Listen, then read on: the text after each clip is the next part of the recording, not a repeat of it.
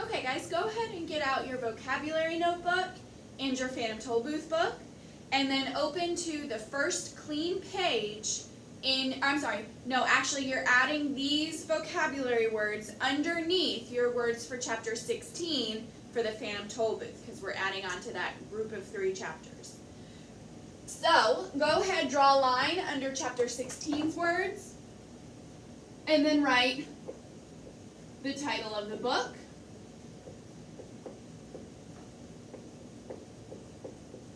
and underline it, and then chapter 17, which is called Unwelcoming. Oh, I can never remember if this has 2 M's. Yep, it does. It has 2 M's and 2 T's. Committee. Whoops, and 2 E's. I knew that was a funny word that had a lot of double letters. So we're on chapter 17, the Unwelcoming Committee. And we have 6 words for this chapter, so we do have quite a few. So number 5, because we're adding on from chapter 16, is the word menacing. Menacing, and that is spelled M-E-N-A-C-I-N-G. And it is an adjective, and it means that something is, oops, forgot a few letters, is threatening. So menacing means that something is threatening. So if you see a menacing cloud, that is a cloud that looks like it's probably about to storm. A very gray cumulonimbus cloud, if you remember from chapter 7, I think. Or maybe it was chapter 8, I can't remember. I think it was chapter 7. If you remember that, those are the thunder clouds, so those might be menacing clouds. The next word, number 6, is the word transfixed. Transfixed. T-R-A-N-S-F-I-X-E-D. Transfixed is a verb. We know because of that ed that it is past tense. If you have to write sentences, you may change the tense, so you may change it to present or future tense, but you must keep it as a verb. So transfixed, and it means to be captivated. To be captivated, which means you can't take your eyes off something. I might say, I went to the carnival and I was transfixed by all the lights I saw. That means you're just captivated. You can't stop looking at it. You can't stop thinking about it, whatever. Okay, number 7 is the word intruders. Intruders is a noun. We can tell by that S at the end that it is a plural noun. It's more than one. And it means people who trespass on private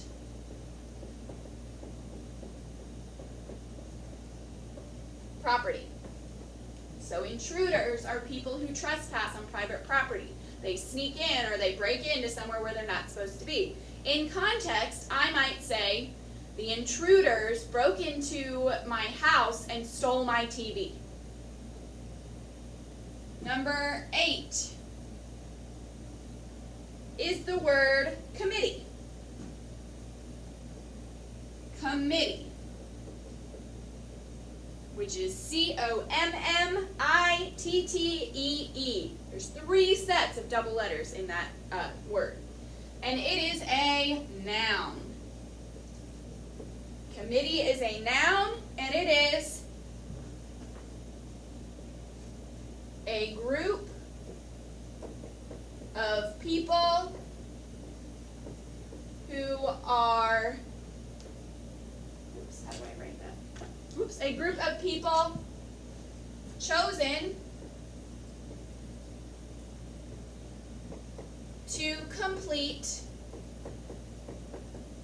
a specific task. So a committee is a group of people who are chosen by somebody else to complete a specific task. So in context, I might say the high school has a prom committee whose job is to plan, whose job is to plan the prom. Okay, and let's see, number 9 is the word indignant. Indignant. That is spelled I-N-D-I-G-N-A-N-T. And it is an adjective. Indignant is an adjective that means feeling or showing great anger. Feeling or showing great anger. So in context, I might say, I was indignant when the intruders broke into my house and stole my TV. And last word, number 10, is the word evaluation. Evaluation. And that is spelled E-V-A-L-U-A-T-I-O-N. And it is another noun. It's another thing. And what it is a report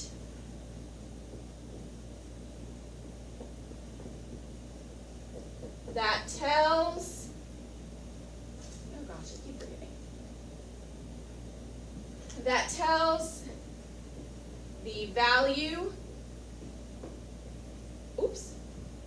not G, but Q, or quality of something. So an evaluation is a report that tells the value or quality of something. So in context, I can say, every once in a while, Miss Gephardt comes to my classroom and gives me an evaluation of my teaching. So she tells me how the quality of my teaching, and hopefully it's usually very good. Okay, so go ahead. Those should all be in your notebook. And then once you're done, go ahead and close your notebook, get out the phantom toll booth, and make sure that you are listening for these words as we read. Okay, if you have my book, go ahead and open to page 211. We're going to read chapter 17, Unwelcoming Committee. Make sure you're listening for the vocabulary words as we go. The humbug whistled gaily at his work, for he was never as happy as when he had a job which required no thinking at all. After what seemed like days, he had dug a hole scarcely large enough for his thumb. Talk shuffled steadily back and forth with the dropper in his teeth, but the full well was still almost as full as when he began, and Milo's new pile of sand was hardly a pile at all. "How very strange," said Milo, without stopping for a moment.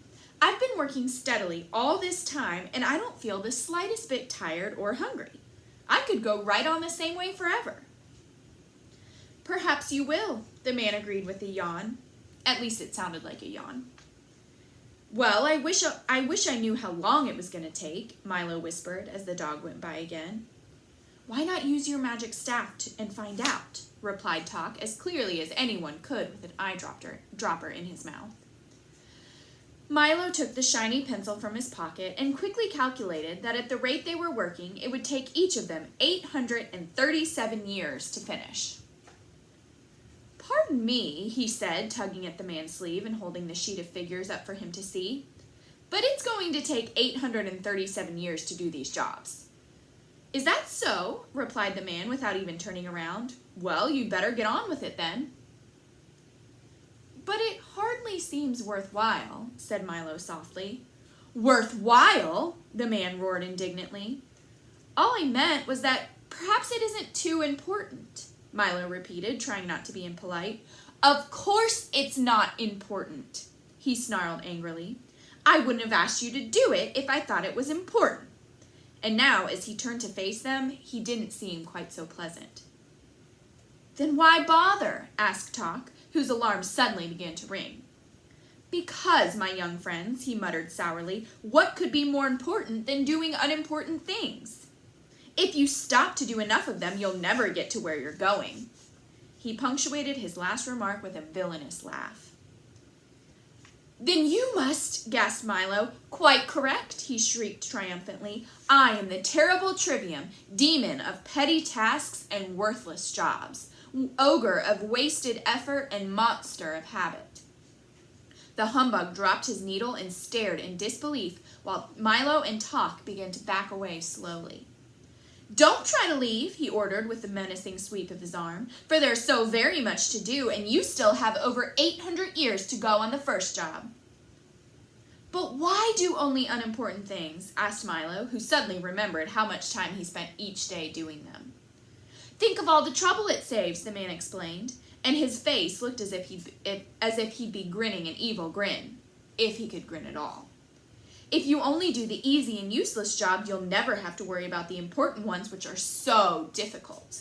You just won't have the time, for there's always something to do to keep you from what you really should be doing. And if it weren't for that dreadful magic staff, you'd never know how much time you were wasting. As he spoke, he tiptoed slowly toward them with his arms outstretched and continued to whisper in a soft, deceitful voice. Now do come and stay with me. We'll have so much fun together. There are things to fill and things to empty, things to take away and things to bring back, things to pick up and things to put down. And besides all that, we have pencils to sharpen, holes to dig, nails to straighten, stamps to lick, and ever so much more. Why, if you stay here, you'll never have to think again. And with a little practice, you can become a monster of habit too. They were all transfixed by the Trivium's soothing voice, but just as he was about to clutch them in his well-manicured fingers, a voice cried out, "Run! Run!" Milo, who thought it was Talk, turned suddenly and dashed up the trail. "Run! Run!" it shouted again, and this time Talk thought it was Milo and quickly followed him. "Run! Run!" it urged once more, and now the humbug, not caring who said it, ran desperately after his two friends, with the terrible Trivium close behind. "This way! This way!" the voice called out again.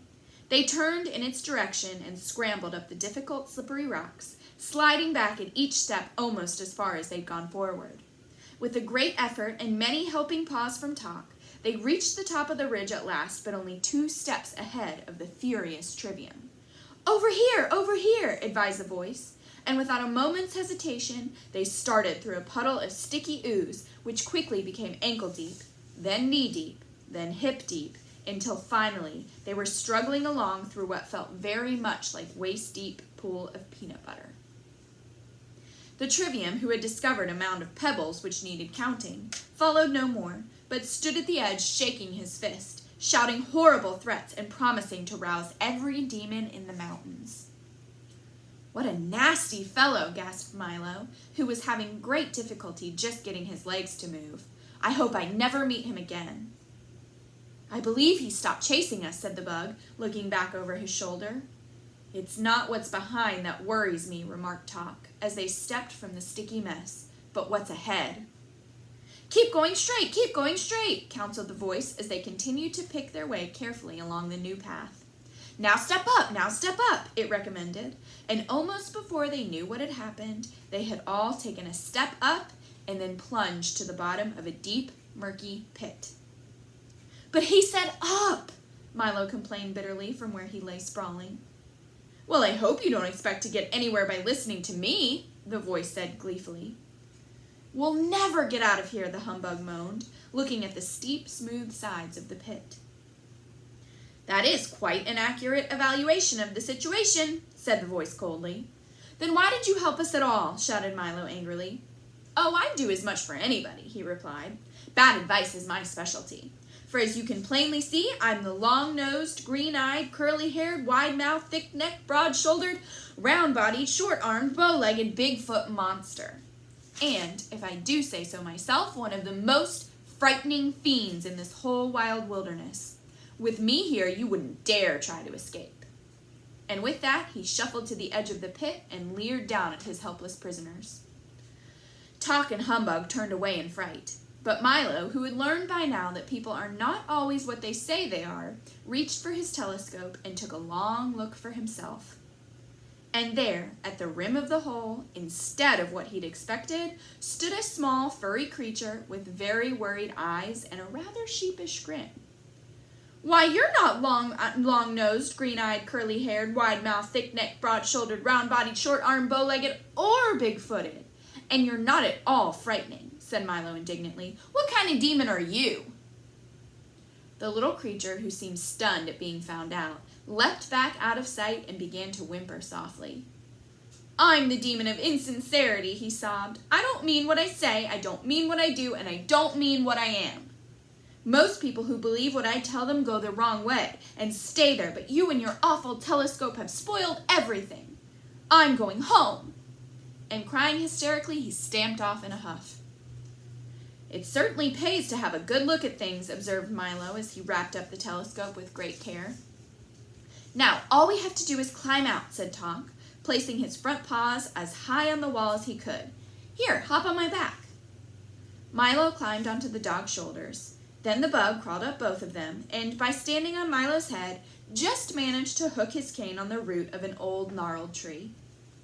With loud complaints, he hung on doggedly until the other two had climbed out over him and pulled him up, somewhat dazed and discouraged. "I'll lead the way for a while," he said, brushing himself off. "Follow me and we'll stay out of trouble." He guided them along one of 5 narrow ledges, all of which led to a grooved and rutted plateau. They stopped for a moment to rest and make plans, but before they had done either, the whole mountain trembled violently and with a sudden lurch rose high into the air, carrying them along with it. For quite accidentally, they had stepped into the calloused hand of the gelatinous giant.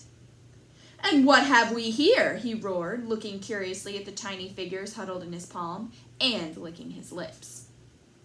He was an incredible size, even sitting down, with long, unkempt hair, bulging eyes, and a shape hardly worth speaking of.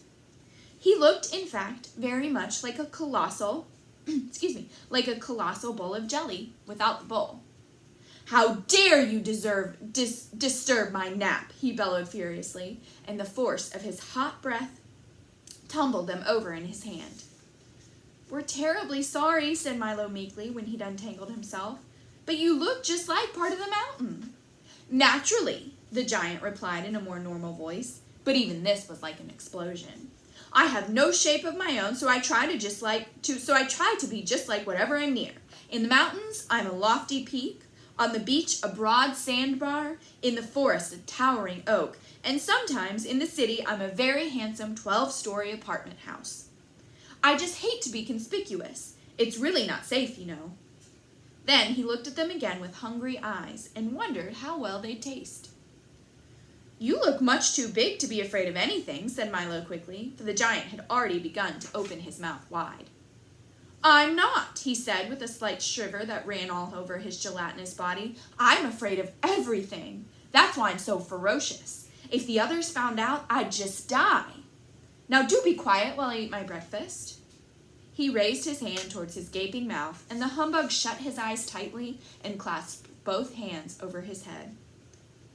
"Then aren't you really a fearful demon?" Milo asked desperately, on the assumption that the giant had been brought up well enough not to talk with a mouthful. "Well, approximately yes," he replied, lowering his arm to the vast relief of the bug. "That is, comparatively no. What I mean is, relatively maybe. In other words, roughly perhaps. What does everyone else think?" "There, you see," he said peevishly, "I'm even afraid to make a positive statement. So please stop asking questions before I lose my appetite altogether." Then he raised his arm again and prepared to swallow the 3 of them in one gulp. "Why don't you help us rescue Rhyme and Reason? Then maybe things will get better," shouted Milo again. This time almost too late, for in another instant they would have all been gone. "Oh, I wouldn't do that," said the giant thoughtfully, lowering his arm once more. "I mean, why not leave well enough alone? That is, it'll never work. I wouldn't take a chance. In other words, let's keep things as they are. Changes are so frightening. As he spoke, he began to look a bit ill. Maybe I'll just eat one of you, he remarked unhappily, and save the rest for later. I don't feel very well. I have a better idea, said Milo. You do? Interrupted the giant, losing any desire to eat at all. If it's one thing I can't swallow, it's ideas. They're so hard to digest. I have a box full of all the ideas in the world, said Milo, proudly holding up the gift King Azaz had given him. The thought of it terrified the giant, who began to shake like an enormous pudding. Put me down and just go away, he pleaded, forgetting for a moment who had hold of whom. And please don't open that box. In another moment, he'd set them down on the next jagged peak, and with a panic in his eyes, lumbered off to warn the others of this terrible new threat. But news travels quickly. The word snatcher, the trivium, and the long-nosed, green-eyed, curly-haired, wide-mouthed, thick-necked, broad-shouldered, round-bodied, short-armed, bowed-legged, big-footed monster had already spread the alarm throughout the evil, unenlightened mountains. And out the demons came, from every cave and crevice, through every fissure and crack, from under the rocks and up from the mud, stomping and shuffling, slithering and sliding through the murky shadows. And all had only one thought in mind: destroy the intruders and protect ignorance. From where they stood, Milo, Talk, and the humbug could see them moving steadily forward, still far away but coming quickly. On all sides, the cliffs were alive with this evil collection of crawling, looming, creeping, lurching shapes. Some could be seen plainly. Others were but dim silhouettes, and yet still more, only now beginning to stir from their foul places, would be along much sooner than they were wanted. We'd better hurry, barked Talk, or they're sure to catch us. And he started up the trail again. Milo took one deep breath and did the same, and the bug, now that he knew what lay behind, ran ahead with renewed enthusiasm. Okay, close your book. Go ahead and get out your reading journal and get ready to answer the questions for chapter 16. So go ahead and open to a clean page, and at the top write the title of the book, The Phantom Tollbooth. Make sure to underline it. Chapter 17, Unwelcoming Committee. Make sure the chapter title, Unwelcoming Committee, is in quotation marks. And then make sure that you have today's date. Okay? I'm going to read the questions, and then I will post a close-up. Okay, so you should be open to a clean page in your reading journal. At the top, you should have the title. Make sure to underline. And then you should have Chapter 17, Unwelcoming Committee, and make sure that the chapter title is in quotation marks. And then listen as I read the questions. Oh, don't forget the date. Number 1. Milo used a gift on this part of the journey. What gift did he use, and what did he figure out? So you need to say, what gift did he actually use? Now, he mentioned some other gifts, but what was the gift that he actually used? How did he use it? And what did he figure out by using it? Number 2, who is the terrible trivium, and how do Milo and his friends escape from him? Number 3, what is the answer to his question, to the terrible trivium's question, why do only unimportant things? Number 4, who is the demon of insincerity, and how do Milo and his friends escape from him? So who is this demon of insincerity? You can describe him. And how do Milo and his friends escape? Number 5, who is the gelatinous giant, and how do Milo and his friends escape from him? So what these questions are doing, they're having you name and describe these demons and then say how Milo and his friends are able to get away. Number 6, would you consider him, the gelatinous giant, to be a good demon, to be good at being a demon? Why or why not? So they're talking about the gelatinous giant. Is he good at being a demon? If yes, why? If no, why not? And then number 7, what happened when word of Milo, Talk, and the humbug spread through the mountains of ignorance? So what was happening towards the end after everybody found out? So go ahead, answer at least 3 questions. Make sure you're answering with complete sentences. You can choose any questions. You can answer in any order. Just make sure that you answer with at least 2 complete sentences. Now you might need more than that, so make sure that you fully answer each question that you choose. Okay, and now I'm going to go ahead and post a close-up of the questions.